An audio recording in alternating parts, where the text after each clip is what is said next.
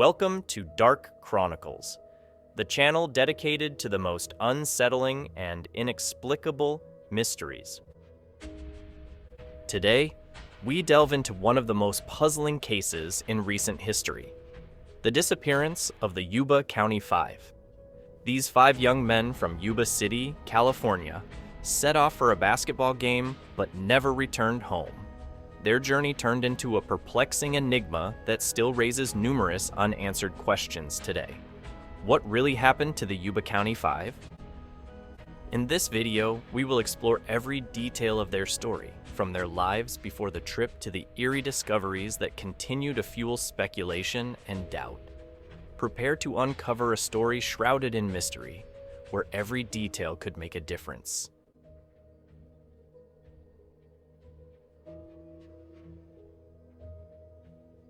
The Yuba County Five were a group of friends, each facing their own challenges but united by their love of sports and camaraderie. The group included Jack Madruga, age 30, a laid-back and friendly man with a mild intellectual disability. Bill Sterling, age 29, known for his religious devotion and dedication to helping others. Jack Hewitt, age 24, who loved watching television and sports with a learning disability. Ted Wire, age 32, the oldest of the group, who had a similar intellectual disability and was known for his gentle nature. Gary Mathias, age 25, a U.S. Army veteran with a history of mental health issues, but on a stable regimen of medication. The 5 friends shared a deep bond, finding joy in simple pleasures and supporting each other through their daily struggles. They were known to their families and community as good-natured and kind-hearted individuals, always willing to lend a hand or share a laugh. In February 1978, the group was excited about attending a college basketball game in Chico, California. This trip was meant to be a fun outing, a chance to cheer for their favorite team and enjoy each other's company. Little did anyone know that this journey would take a tragic turn, leading to one of the most baffling disappearances in history.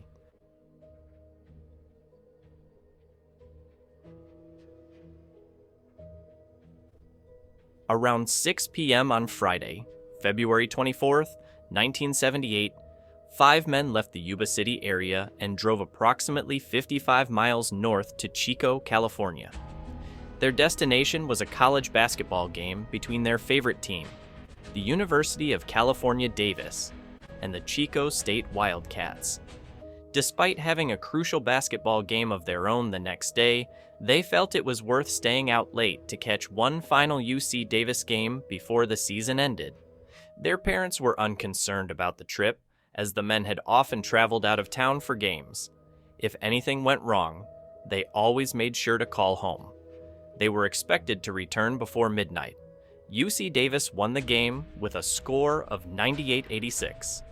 After the game ended around 10 p.m., the group stopped at Bears Market just 3 blocks away.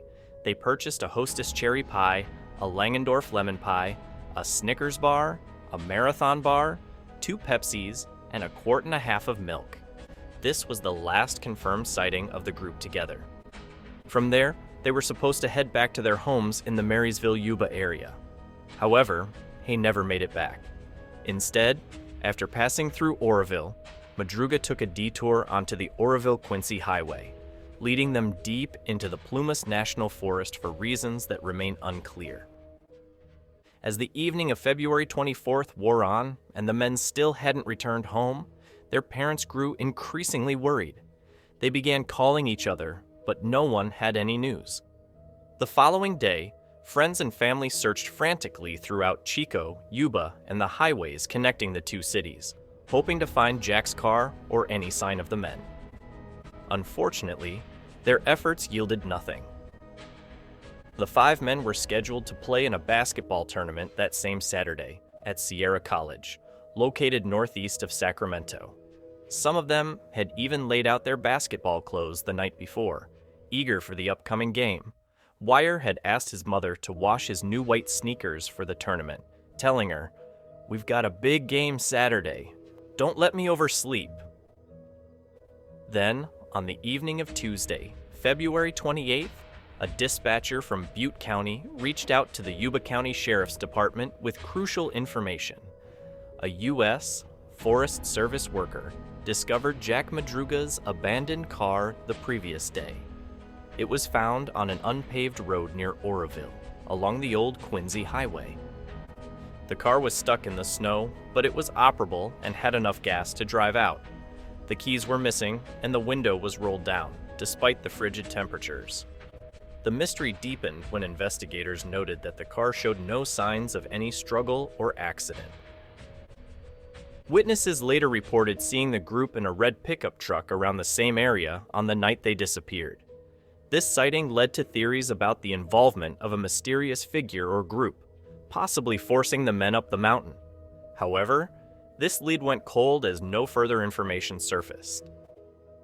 Adding to the intrigue, the men left behind their prized possessions in the car, including Jack Madruga's beloved watch and Gary Mathias's medication. The medications were critical for Gary's mental health stability, and the fact that he left them behind suggested he did not plan to stay away long.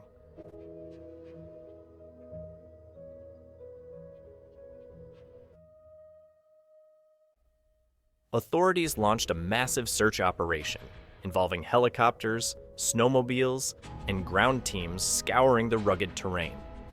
Despite the extensive efforts, the thick snow and dense forest hampered their progress.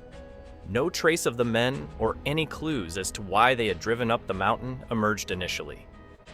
During the search, a notable incident occurred when searchers found a used campfire along with 3 wool army blankets and a rusted flashlight near the site where the car was found. This discovery indicated the men might have tried to survive in the wilderness, but also led to more questions. Why did they leave the safety of the car in the first place? Did they plan to signal for help with the fire? Additionally, a witness came forward claiming to have seen a group of men matching their description in a remote cabin owned by the witness's family. He mentioned seeing them rummaging through his family's food supplies, but was unsure if it was the same group. This lead, however, was never conclusively verified. In June 1978, nearly 4 months after the men disappeared, a group of motorcyclists discovered a deserted Forest Service trailer deep in the forest, about 20 miles from where the car had been abandoned. When they arrived at the campground, they were immediately struck by a foul odor emanating from one of the trailers, which measured 8 by 30 feet. They moved closer to investigate and noticed a broken window. Peering cautiously through the darkness, he glimpsed a body lying on the bottom bunk of a 3-tiered bed right next to the window. Unsure if what he saw was real, the other man also took a look and confirmed the sight. A body covered with a sheet up to its neck. Inside, they found the body of Ted Wire, lying on a bed, wrapped in 8 sheets. He had lost nearly half his body weight and died from a combination of starvation and hypothermia, despite having ample food supplies in the trailer. The unopened cans of food and a perfectly functional propane heater raised questions about why he hadn't used them. It seemed that Ted had managed to survive for 8 to 13 weeks after his disappearance, as suggested by the length of his beard and a drastic weight loss of around 100 pounds.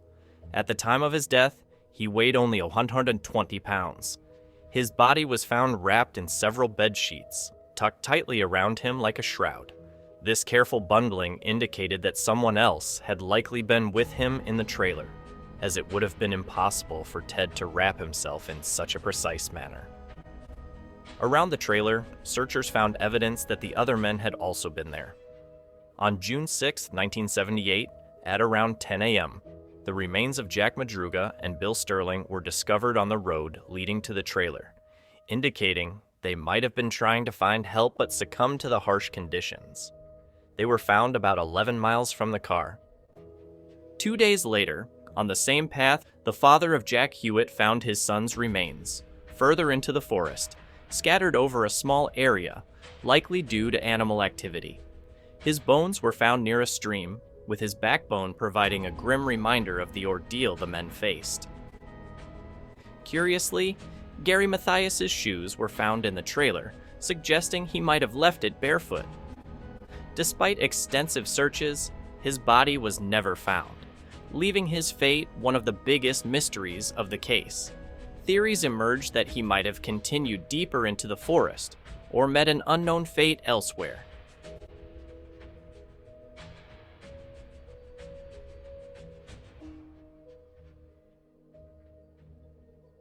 The discovery of the bodies sparked numerous theories and speculations. Some suggested the men were forced up the mountain by someone or something. This theory was bolstered by the witness reports of a red pickup truck seen in the area on the night they disappeared. Another theory proposed they became disoriented and panicked in the dark, leading them deeper into the forest, especially if they were trying to avoid something or someone. Gary Mathias's history of mental health issues led some to speculate he might have had a psychotic episode, influencing the group's decisions.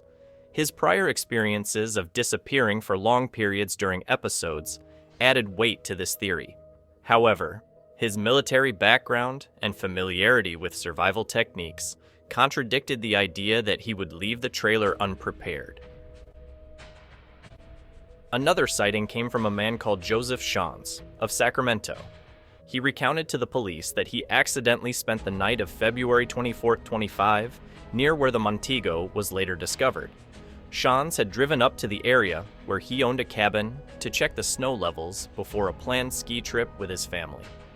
Around 5:30 p.m., his vehicle got stuck in the snow. While trying to free it, he began feeling the early signs of a heart attack and returned to his car, keeping the engine running for warmth. 6 hours later, while lying in the car in severe pain, Shans noticed headlights approaching from behind.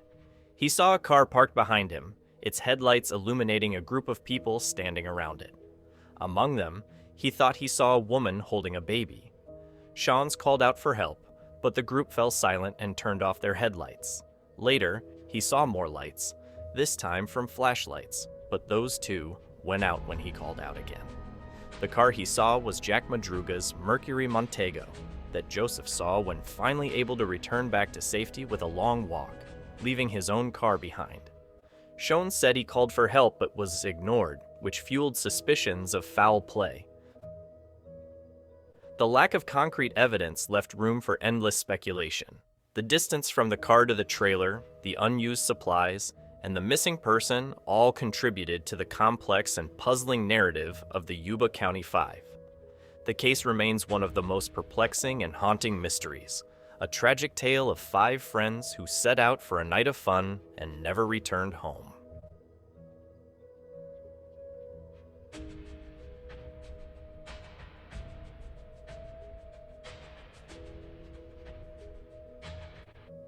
Despite the extensive investigations and numerous theories, the case of the Yuba County Five remains shrouded in mystery.